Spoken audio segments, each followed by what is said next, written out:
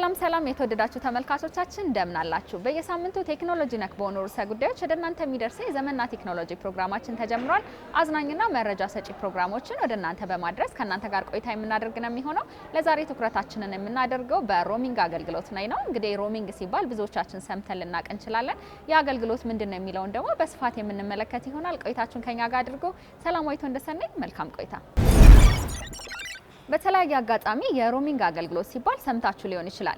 የሮሚንግ አገልግሎት ኢትዮ ቴሌኮም ለውድ ደንበኞች ከሚያቀርባቸው አገልግሎቶች መካከል አንዱ ሲሆን ደንበኞች ለተለያዩ ጉዳዮች ከሀገር ወጣ ሲሉ እየተጠቀሙበት ያለውን መስመር ወይም ሲም ካርድ እንዲያዙ ከሄዱበት ሀገር ሆነው አገር ቤት ካለ ሰው ጋር ግንኙነታቸውን እንዲያስቀጥሉ የሚያስችላቸው አገልግሎት ነው።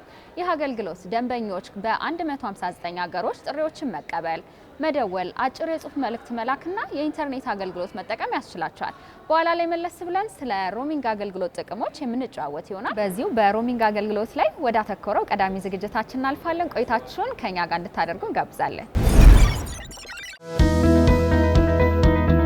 ሰላም እንዴት ናችሁ? ሳምንታዊ ዘመን ቅምሻ ፕሮግራማችን ተጀመረ። ከፕሮግራሙ ጋር አብሬያችሁ የምቆየው ዮሐንስ አለፎም ነኝ። በዛሬው ዘመን ቅምሻ ፕሮግራማችን ኢትዮ ቴሌኮም ለደንበኞቹ ካቀረባቸው አገልግሎቶች መካከል የሮሚንግ አገልግሎትን እናያለን። ከዚሁ ከሮሚንግ አገልግሎት ጋር ተያይዞ እንግዲህ ዛሬ ብዙ መረጃ እነግራችኋለሁ። ለምሳሌ ከዚህ በፊት የኢትዮ ቴሌኮም በአካል ሄዳችሁ ሮሚንግ አገልግሎት አክቲቬት የምታደርጉት ቀርቶላችኋል። ይህንን ጨምሮ እንዲሁም ደግሞ የት አክቲቬት እንደምናደርግ ከኛ ምን እንደሚጠበቁ እንደ አጠቃላይ ደግሞ ሮሚንግ የምንለው ምንድን ነው ምንነቱን በደንብ ዘርዘር አድርጌ በዛሬው ፕሮግራም አስረዳችኋለሁ። አብራችሁን ቆዩ።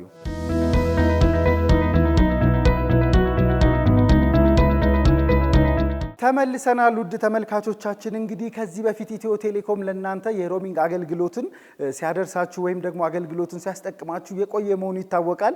አሁን ምን አዲስ ነገር አለ ካላችሁኝ ምንድነው ኢትዮ ቴሌኮም ከዚህ በኋላ የሮሚንግ ሰርቪስ አክቲቬት ለማስደረግ በአካል ወደ ኢትዮ ቴሌኮም የሽያጭ ወይም ደግሞ አገልግሎት ማዕከላት መምጣት አይጠበቅባችሁም። እዛው ባላችሁበት በየትኛውም ቦታ በየትኛውም ጊዜ እጃችሁ ላይ ባለው ተንቀሳቃሽ ስልክ እንግዲህ የኢትዮ ቴሌኮም ቴሌብር ሱፐር አፕ መተግበሪያን ወይም ደግሞ የማኢትዮ ቴል መተግበሪያን በመጠቀም በቀላሉ አክቲቬት ማድረግ ትችላላችሁ። በዛሬው ፕሮግራምም እንዴት አክቲቬት እንደምታደርጉ ተቀማጭም በአካል ኢትዮ ቴሌኮም ሳትሄዱ እንግዲህ እዛው ቴሌብራችሁ ላይ ተቀማጭ ገንዘብ እንዴት እንደምታደርጉ ይህን ጨምሮ ብዙ ነገሮችን በዛሬው ፕሮግራም አሳያችኋለሁ። አብራችሁን ቆዩ። በድጋሚ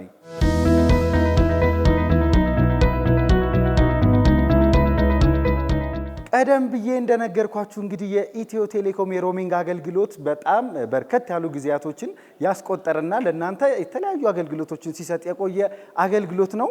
ሮሚንግ አገልግሎት ምንድን ነው ብለን ከመነሻው ስንጀምር የሮሚንግ አገልግሎት እንግዲህ በተለያየ አጋጣሚ እናንተ ከወዳጅ ዘመዶቻችሁን ለመጠየቅ ሊሆን ይችላል፣ ለስራ ጉዳይ፣ ለብዙ ምክንያቶች ከሀገር በምትወጡበት ጊዜ አክቲቭ ሆኖ ሲም ካርዳችሁ እየተጠቀማችሁ እንድትቆዩ የሚያደርጋችሁ አገልግሎት ነው።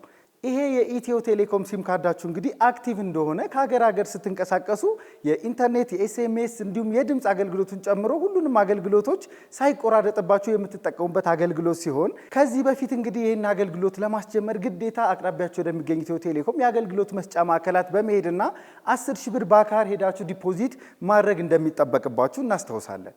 ዛሬ የማሳያችሁ ግን ይህን ሁሉ ያስቀረና ቀደም ብዬ እንደነገርኳችሁ በኢትዮ ቴሌኮም ቴሌብር ሱፐር አፕ መተግበሪያ እንዲሁም ደግሞ በተጨማሪ በኢትዮ ቴሌኮም ማይ ኢትዮ ቴል መተግበሪያ አማካኝነት ቀርቦላችኋል። በቀላሉ የኢትዮ ቴሌኮም ቴሌብር ሱፐር አፕ መተግበሪያችሁን ወይም የማይ ኢትዮ ቴል አፕሊኬሽናችሁን በመክፈት ስክሪኑ ላይ እንደምታዩት እንግዲህ ለምሳሌ እኔ አሁን የኢትዮ ቴሌኮም ቴሌብር ሱፐር አፕ ላይ ገባው።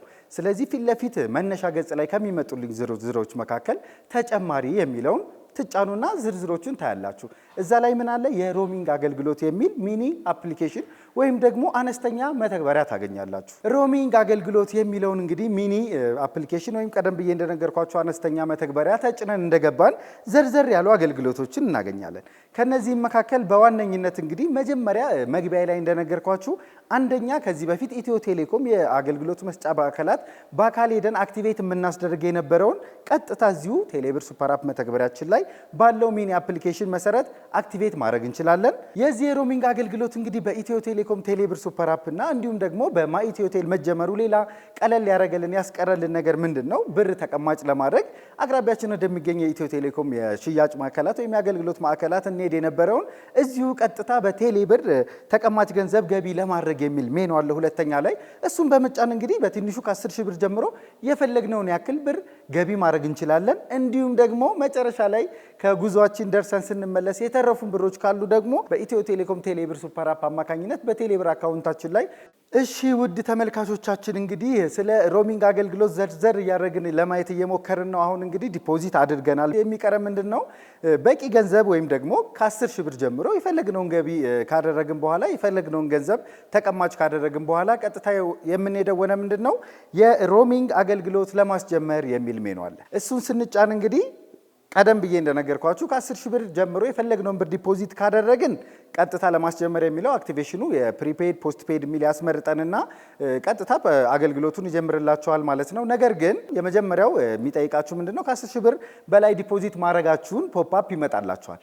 ካልሆነ ስለሚመልሳችሁ እንግዲህ እርግጠኛ መሆን አለባችሁ በትንሹ 10 ሺህ ብር ማስቀመጣችሁም ማለት ነው። ቀደም ብዬ የነገርኳችሁን ሂደቶች እንግዲህ በስትክክል ከጨረስን የሮሚንግ አገልግሎታችንን ቀጥታ ከስልካችን ላይ ሆነን አክቲቬት ወይም ደግሞ አስጀምረናል ማለት ነው። ስለዚህ ውድ ተመልካቾቻችን እንግዲህ የሮሚንግ አገልግሎታችንን አስጀመርን። ስለዚህ ሲም ካርዳችንን ሄደን ከኢትዮጵያ ውጭ የትም ቦታ ብንንቀሳቀስ እንግዲህ ሲም ካርዳችን አገልግሎቶች አይቋረጡም ማለት ነው። እዚሁ ከሚኒ አፑ ሳትወጡ ደግሞ ከሮሚንግ ጋር ተያይዞ ጠቃሚ ምክሮች፣ የሮሚንግ ታሪፎች ወይም ደግሞ በተለያዩ ሀገራት ስትሄዱ ያሉትን ተፈጻሚ የሚሆኑ ታሪፎችን ትመለከታላችሁ። እንዲሁም በመጨረሻ ደግሞ ከሮሚንግ ጋር ተያይዞ ጥቅሎችን መግዛት ብትፈልጉ የሮሚንግ ፓኬጅ ወይም ደግሞ ጥቅሎችንም እዚሁ ሚኒ አፕ ላይ በዝርዝር ማግኘት ትችላላችሁ። ስለዚህ ውድ ተመልካቾቻችን የሮሚንግ አገልግሎታችንን አክቲቬት አድርገን ከጨረስን በኋላ ምንድነው የምናገኘው ጥቅም? መግቢያ ላይ እንደነገርኳችሁ እንግዲህ ከሀገር ከኢትዮጵያ ውጭ በተለያዩ ምክንያቶች ስንዞር ኢትዮጵያ ውስጥ እንዳላችሁ ሆናችሁ ወዳጅ ዘመዶቻችሁን ማውራት ትችላላችሁ። ሲደወልላችሁ ልክ እንደ ኢትዮጵያ እንዳላችሁ ሆናችሁ ጥሪዎችን ትቀበላላችሁ ማለት ነው። ከዚሁ ከኢትዮ ቴሌኮም ቴሌብር ሱፐር አፕ ላይ ካለው እንግዲህ የሮሚንግ አገልግሎት ሚኒ አፕ ሳትወጡ ደግሞ ከሮሚንግ ጋር ተያይዞ ያሉ ታሪፎችን ያሉ ደግሞ ጥቅሎችን እንዲሁም ደግሞ ጠቃሚ ምክሮችን እዚሁ ላይ በዛሬው ዘመን ቅምሻ ፕሮግራማችን እንግዲህ ከኢትዮ ቴሌኮም የሮሚንግ አገልግሎት ጋር ተያይዞ ዘርዘር ያሉ መረጃዎችን ለማድረስ ለእናንተ ሞክሬያለሁኝ። ከፕሮግራሙ ጋር አብሬያቸው የነበርኩት ዮሐንስ አለፎም ነኝ። በቀጣይ ሳምንት ደግሞ እንዲሁ ከኢትዮ ቴሌኮም ምርትና አገልግሎቶች ጋር የተያዙ ጠቃሚ ምክሮችን ወደ እናንተ ይዤ እቀርባለሁ። እስከ ሳምንት፣ መልካም ሳምንት። ተመልሰን መተናል ተመልካቾቻችን። ስለ ሮሚንግ አገልግሎት እያወራን እንገኛለን። አሁን ደግሞ ከሮሚንግ አገልግሎት ከሚገኙ ጥቅሞች ውስጥ ደንበኞች ሀገር ቤት ያላቸውን ግንኙነት ሳያቋርጡ ወደ ተለያዩ ሀገራት መጓዝ እንዲችሉ ማስቻል ነው። ደንበኞች ሀገር ውስጥ የሚጠቀሙትን መስመር ወይም ሲም ካርድ እንደያዙ ወደ ሄዱበት የዓለም ክፍል መጠቀም ስለሚችሉ ከቤተሰብ ጋር ያላቸው ግንኙነት አይቋረጥም። ከስራ ጋር የተገናኙ ጉዳዮችን ባሉበት ሆነው ሲፈልጉ በመደዋወል ካሻቸው በአጭር የጽሁፍ መልእክት በመላላክ ከዳር ማድረስ ይችላሉ። እንግዲህ በዚህ ጉዳይ ላይ ያተኮረው ዝግጅታችንን ተመልክተናል። አሁን ደግሞ ሌላ ዝግጅት እንመለከታለን። አብራችሁን ቆዩ።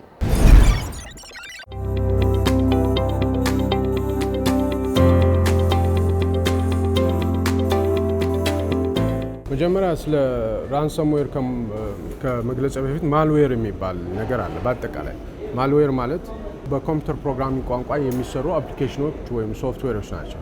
እነዚህ ሶፍትዌሮች ሲሰሩ ዓላማቸው ጉዳት እንዲያደርሱ ተብሎ የሚሰሩ ናቸው። ለዚህ ነው ማልዌር የሚባሉት። ማሊሽየስ የሚል ስም ያላቸው ሰው ጉዳት የማድረስ እንዲችሉ አድርጎ የሚጻፉ ሶፍትዌሮች ወይም አፕሊኬሽኖች ናቸው። ጉዳቱ ለምሳሌ ዳታ ማጥፋት ሊሆን ይችላል፣ ዳታ መቀየር ሊሆን ይችላል ወዘተ ወዘተ። እና የተለያዩ አይነት የማልዌር አይነቶች አሉ። ቫይረስ የሚባል አለ፣ ዎርም የሚባል አለ፣ ትሮጃን የሚባል አለ፣ ስፓይዌር የሚባል አለ። ከዛ ውስጥ አንዱ ራንሰምዌር ነው። ስለዚህ ራንሰምዌር ማለት ጉዳት የሚያደርስ ወይም ደግሞ እኩይ ባህሪ ያላቸው አይነት ሶፍትዌሮች ወይም አፕሊኬሽኖች ናቸው።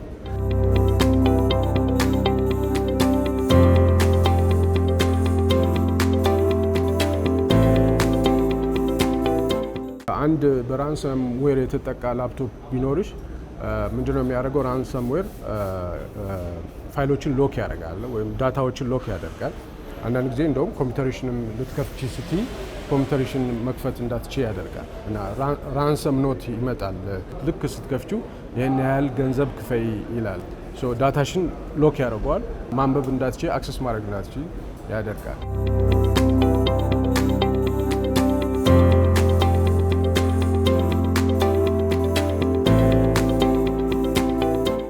አንድ ሚሊዮን ደንበኛ ያለው አንድ ባንክ ብትወስጂ እና አንድ 15000 ኮምፒውተሮች ያሉትና የራሱ የሆነ ኮምፒውተር ኔትወርክ ሲስተም ያለው ብትወስጂ እንዳለ የአንድ ሚሊዮኑም ደንበኞቹን ዳታ ሎክ ያደርገዋል። ካልከፈልክ ይሄን ያህል ካልከፈልክ አልከፍትም ይላል። የተለያዩ ኩባንያዎች የራሳቸው ኢሜል ሰርቨር ይኖራቸዋል እና ኢሜል ይመጣል ለሰራተኞች። ኢሜል ሲመጣ ያ ኢሜል ላይ ተያይዞ የሚመጡ ሊንኮች አሉ። ማሊሺየስ ሊንክ የሚባል ሊንኮች አሉ። እነዛን ሊንኮች ክሊክ ስታደርግ ቀጥታ ወደዛ ኔትወርክ ውስጥ ይሰራጫል። ራንሰምዌር ማለት ወይም ደግሞ ከኢሜይሉ ጋር ተያይዞ የሚመጡ አታችመንቶች አሉ። አታችመንት እነሱን ዳውንሎድ ስታደርጊ ቀጥታ ይሰራጫል። አንዴ አክሰስ ካገኘ አንኦቶራይዝድ የሆነ አክሰስ ባንቺ ኢሜይል አማካይነት በመግባቱ 15000 ኮምፒውተሮች ላይ ይሰራጫል ማለት ነው።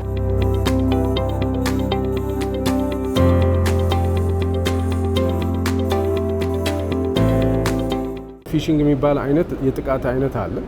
እሱም ሰዎችን ትሪክ ማድረግ ወይም ደግሞ ኢሜይል ሲላክልሽ በተለይ ትኩረት ሳታደርጊ በቸኩለሽ የምታየው ነገር ሲሆን ያሳስትሻል ማለት ነው። ወዲያውኑ ክሊክ አድርግ። ለምሳሌ ፓስወርዶን ይቀይሩ የሚል ሊንክ ይመጣል። ፓስወርዶን ለመቀየር ይሄን ሊንክ ይንኩ ይላል። ሊንኩን ስትነኪ የቀድሞውን ፓስወርድ አስገቢ ይልሻል። ዋናውን ፓስወርድ አዲሱን ፓስወርድ አስገቢ ይልሻል። ፓስወርድሽን ሰጠሽ ማለት ነው። ተቋማት በተለይ ባካፕ ሮበስት የሆነ ባካፕ እንትን ሊኖራቸው ይገባል። የተለያዩ ተቋማት በጣም ክሪቲካል የሆኑ ዳታዎቻቸውን ኦፍላይን ባካፕ ማድረግ መቻል አለባቸው የግድ ማለት ነው። ምክንያቱም ራንሰምዌር አንዳንድ ጊዜ ዳታ ስቲል ያደርጋሉ፣ ይወስዳል፣ ይሰርቃል።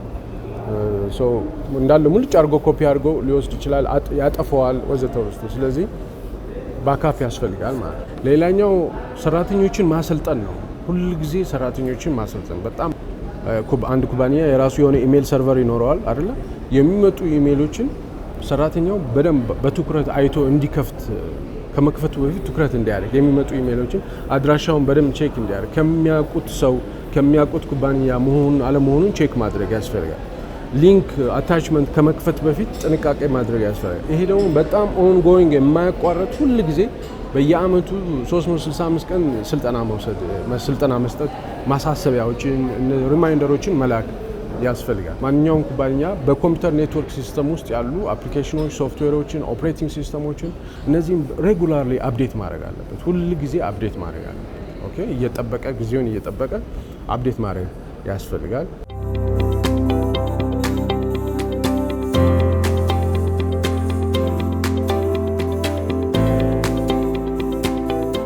ህብረተሰቡም ማወቅ አለበት ማለት ነው።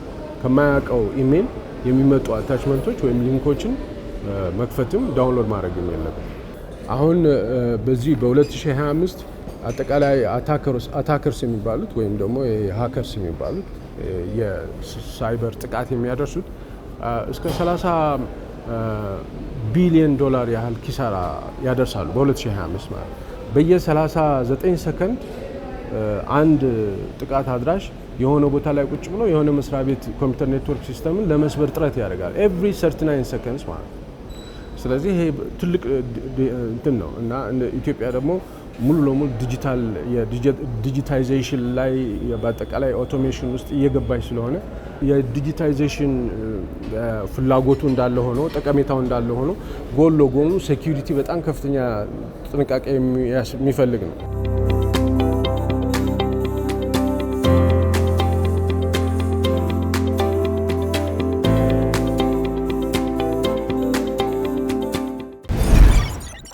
ሰላም፣ እንዴት ናችሁ? ዮሐንስ ግርማ እባላለሁ። ዛሬ በዘመንና ቴክኖሎጂ ፕሮግራማችን ላይ በቴክኖሎጂ ዘርፍ ላይ ያሉ ህይወታችንን በተለያየ መልክ የሚያቀልልን ለስልካችን የተለያዩ ሴቲንጎች ወይም አፕሊኬሽኖች የምናየው ይሆናል። ወይም ደግሞ ኮምፒውተር ላለን የተለያዩ ድረገጾች፣ ሶፍትዌሮች እነዚህን ሁሉ እዚህ ፕሮግራማችን ላይ እናያቸዋለን። አብሯችሁን ቆዩ። በዛሬ ፕሮግራማችን ላይ የምንመለከተው ስለ ኪውአር ኮድስ ነው። ኪውአር ኮድስ አሁን ብዙ ቦታ ላይ እናያቸዋለን። ሱቆች፣ ሬስቶራንቶች እና የተለያዩ ግለሰቦች ኮንታክት ኢንፎርሜሽናቸውን ሼር ለማድረግ ይጠቀማሉ።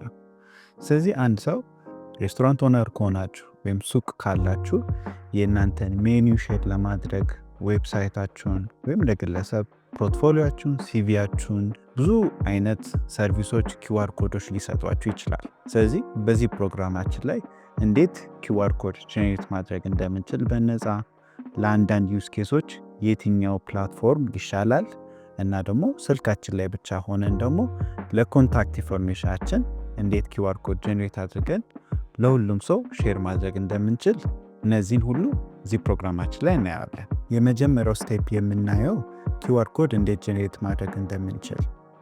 የተለያዩ ፕላትፎርሞችና አፕሊኬሽኖች አሉ። ሁሉም በነፃ እነዚህን ጄኔሬት ማድረግ ትችላላችሁ። አሁን ቪዲዮ ላይ የምትመለከቱት በአንድሮይድ ስልካችን ኪውአር ኮድ ስካን እና ጄኔሬተር የሚባል አፕሊኬሽን አለ። እሱን አፕሊኬሽን ጭናችሁ ለተለያዩ ዩዝ ኬሶች ያንን ኪውአር ኮድ ጄኔሬት ማድረግ ትችላላችሁ።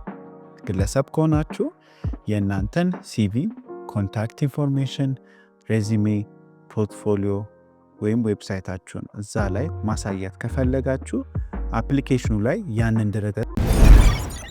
ውድ ተመልካቾቻችን በሮሚንግ አገልግሎት ላይ ትኩረቱን ያደረገው የዘመንና ቴክኖሎጂ የዛሬው ዝግጅታችን የተከታተላችሁትን ይመስል ነበር። ሳምንት በአዳዲስ ርዕሰ ጉዳዮች ወደ እናንተ የምንመጣ ነው የሚሆነው። መልካም ሳምንት።